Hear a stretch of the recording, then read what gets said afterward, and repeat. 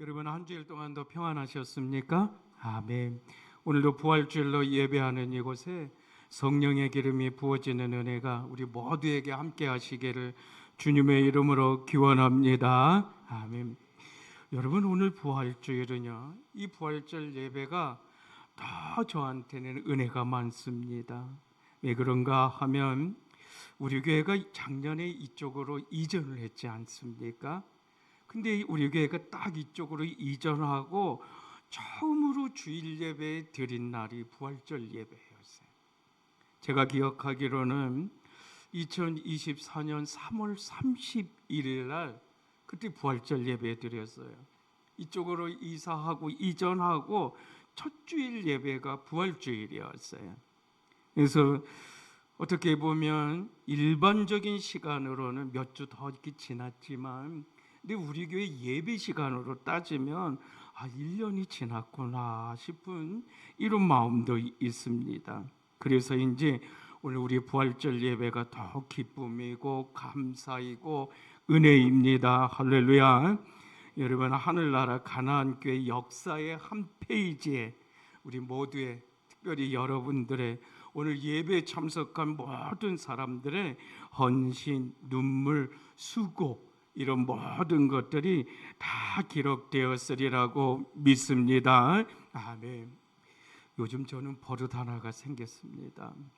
정확히 언제부터인지는 모르지만 잠잘 때 TV를 꼭 켜놓고 잠이 듭니다. 처음에는 식구들이 좀 텔레비 좀 끄고 자라고 이랬는데, 그리고 이제 꺼주기도 했는데 요즘은 그런가 보다 하고 아는 체를 안 합니다. 그냥 내버려 둡니다. 그런데 몇 주 전에 잠을 자다가 왜 이렇게 시끄럽지 하고 눈을 딱 떴는데 내가 켜놓은 TV 소리에, 그 소리에 잠이 깬 거예요. 그 TV 소리가 막 왕왕거리고 있었습니다.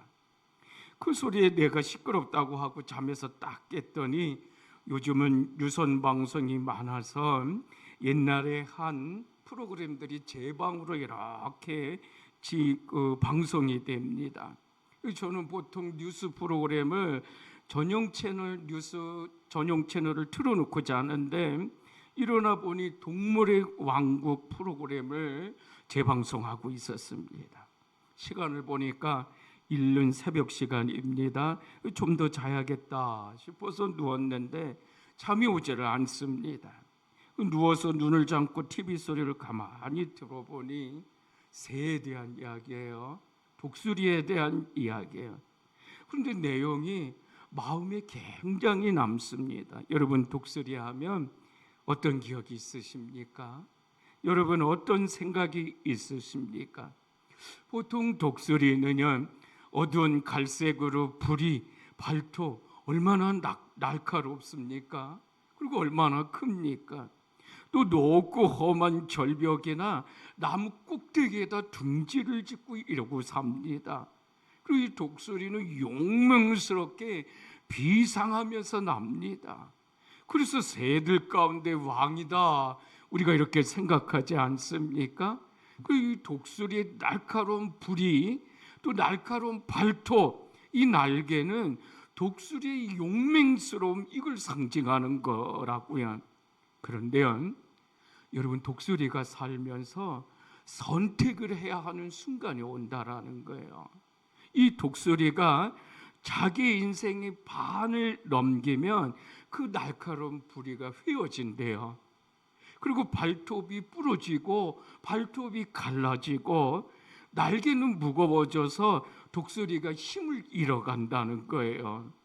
그러면 그때 독수리는 선택을 해야 되는데, 하나는 그대로 살다가 말 것이냐, 아니면 두 번째는 다시 고통의 순간을 참더라도, 아니면 그 고통을 참고 이겨서라도 다시 비상할 거냐, 이 둘 중에 하나를 선택해야 된다는 거예요. 여러분, 어느 것 선택할 것 같습니까? 두 번째예요. 보통 독수리는 두 번째를 선택한대요.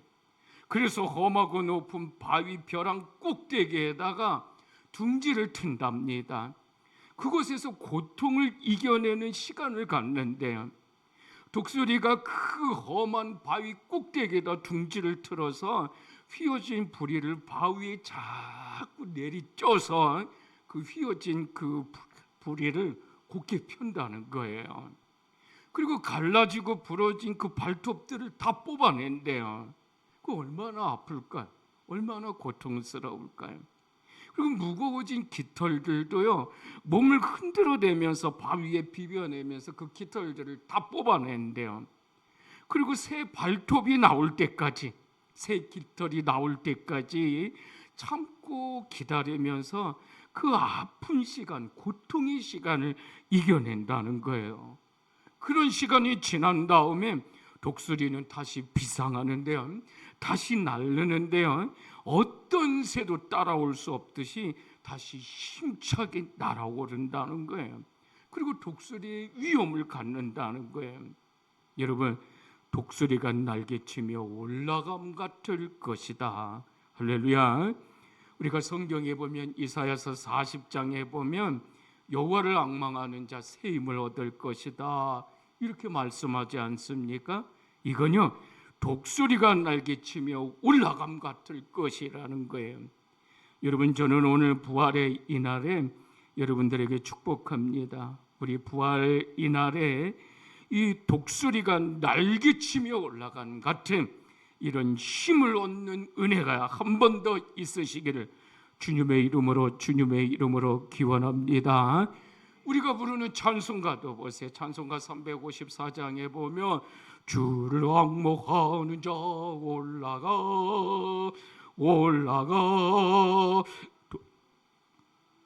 우리같이 모든 싸움 이기고 근심 걱정 벗으니 올라가 독수리같이 천성문을 향하여 멸류관을 얻도록 달려가 독수리같이 다같이 주악먹하는 자매 주악먹하는 자 주악먹하는 자 늘 강건하리라. 할렐루야. 여러분, 더 강건하시기를 주님의 이름으로 축원합니다. 한때 젊은 세대에서는 멘토라는 말을 잘 썼어요. 많이 썼어요. 이 멘토란 무슨 뜻이냐? 인생의 안내자다, 본을 보이는 자다, 후원자다, 비밀까지 털어놓을 수 있는 자다, 스승이다, 양육자다, 지도자다, 후원자다, 여러 가지 말이 많습니다. 한마디로 말하면 도움을 주는 자라는 거예요. 이게 멘토예요. 그리고 멘토의 도움을 받는 사람을 가리켜서 멘티라고 불러요. 이처럼 한 사람이 다른 사람과 긴밀하고 일정한 관계를 통해서 상호간에 영향을 주고받는 과정을 우리가 멘토링이다, 이렇게 부릅니다. 여러분, 우리 그리스도인의 영적인 멘토는 당연히 누구일까요? 예수 그리스도이십니다. 여러분, 믿으십니까? 그리고 내 인생을 잘 이끌어주는 사람은 신앙적인 멘토예요. 여러분, 우리가 건강한 영과 신앙을 유지하려면 좋은 멘토가 있어야 돼요. 여러분, 좋은 멘토가 되시기를 축원합니다. 아멘. 오늘 본문 말씀의 배경을 보십시오. 이 신명기는 하나님의 사람 모세의 설교와 마지막 행정을 기록하고 있습니다. 이스라엘 자손들이 애굽에서 나와서 광야 40년을 지나지 않습니까? 그리고 이제 약속의 땅인 가나안이 널리 보이는 이런 모압 평지에 이르게 됩니다. 여러분, 이스라엘 자손이 광야를, 그것도 40년이라는 긴 생활을 방황했던 이유가 뭐냐면 불순종이에요. 순종하지 않았기 때문이에요. 하나님의 처음 계획은요, 이스라엘 자손이 애굽을 나와서 광야 시내산에 이르게 하시고 그곳에서 율법으로 계약을 맺고 가나안으로 인도하는 것, 그것이 계획이셨어요. 그러므로 이 계획은 여호와께서 이스라엘의 하나님이 되신다, 그리고 이스라엘은 그의 백성이 되는 것이었습니다.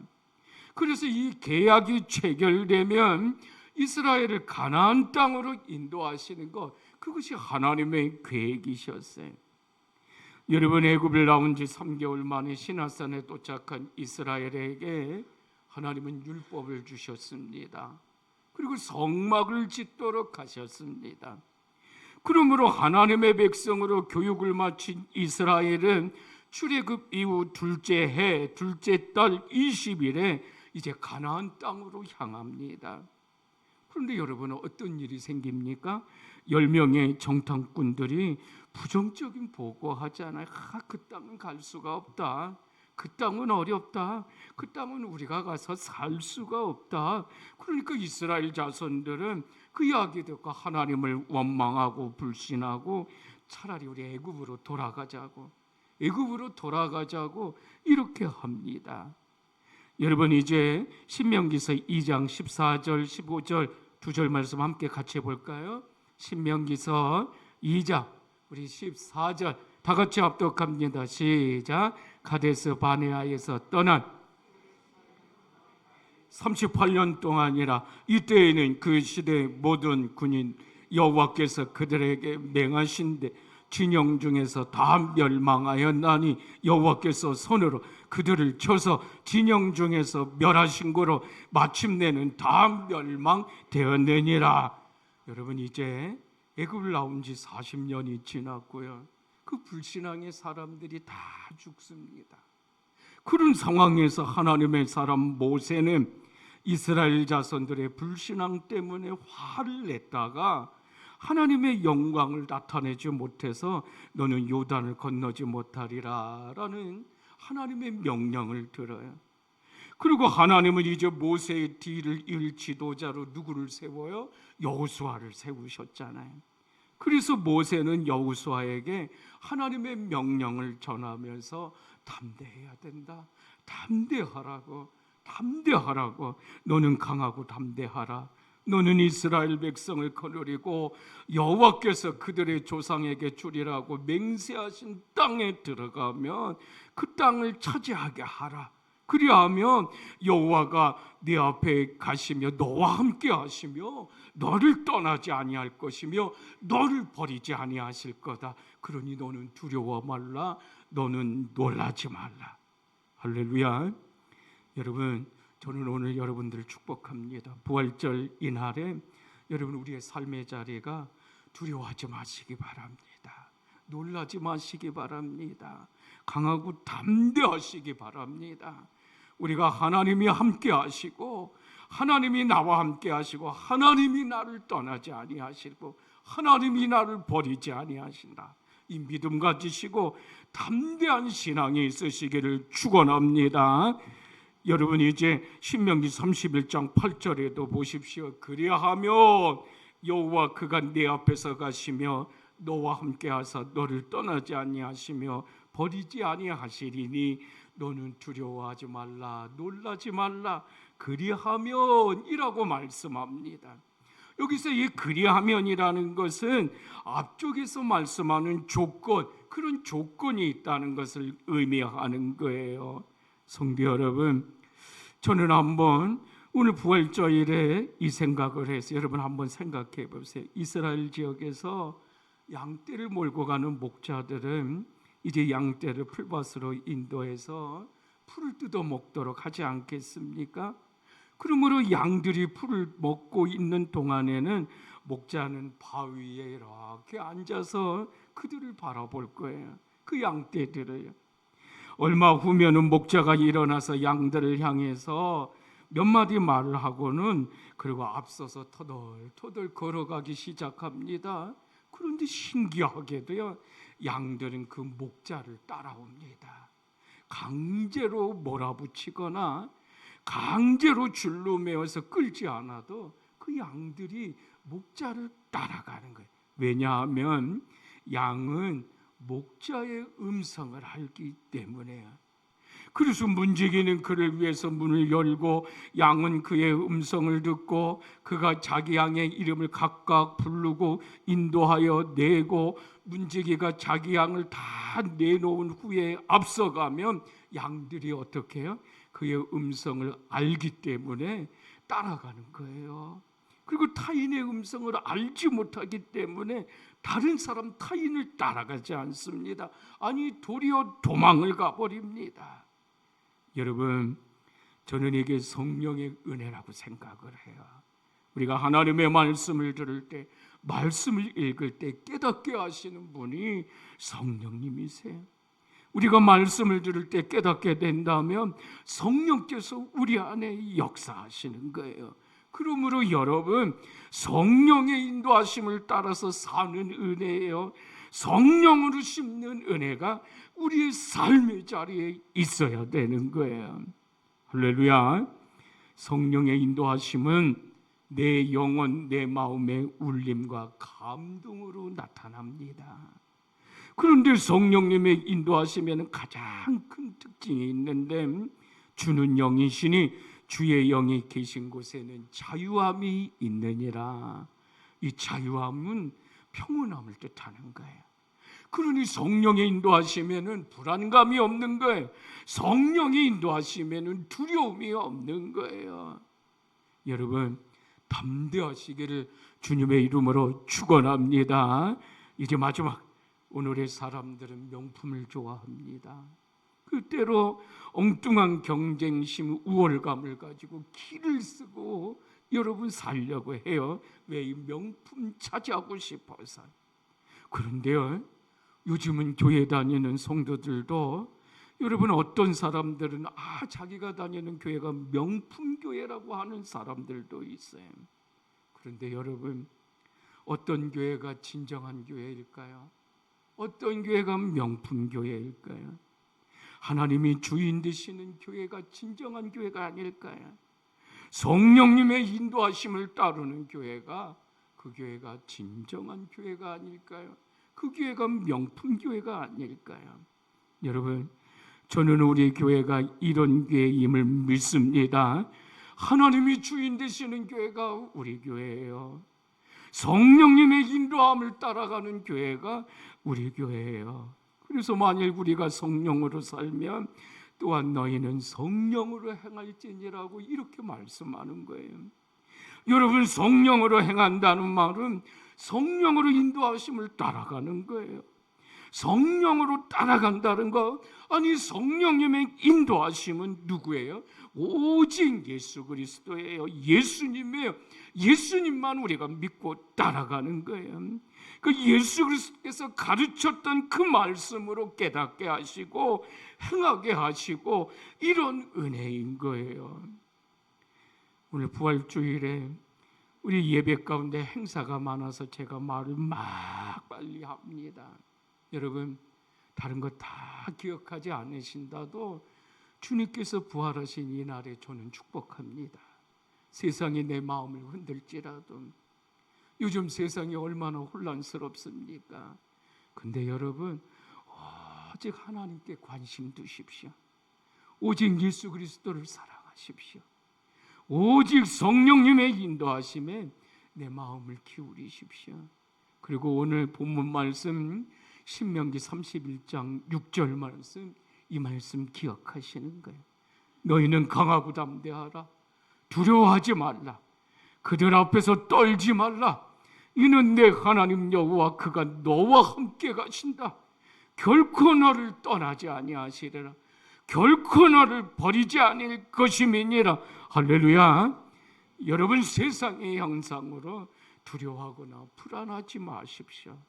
하나님께서 약속하신 이 말씀, 인도하시는 이 말씀으로 우리 성령의 충만하심으로 세상을 이기시는 평강, 세상을 이기시는 이 은혜가 함께 하시기를 오늘 이 부활하신 이 날에 주님의 이름으로 축원합니다.